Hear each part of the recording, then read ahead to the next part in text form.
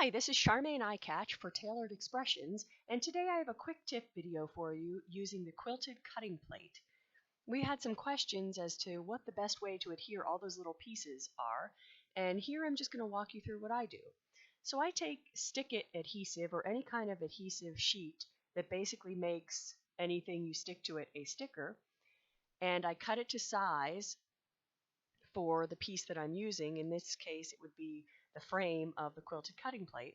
And once I get all those little pieces punched out, I peel off the backing to the adhesive sheet, and then I stick the frame to the quilted cutting plate on top of that.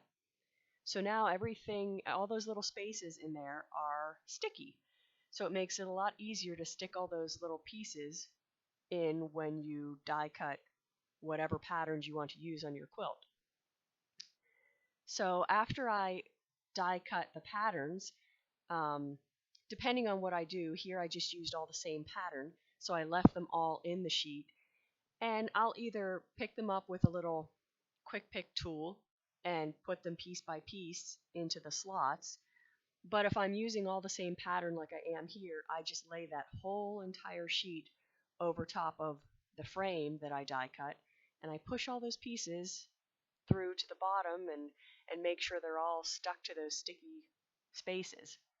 And then once I get them all securely in place, I peel back that pattern frame, and all the pieces are nicely stuck in the quilted spaces.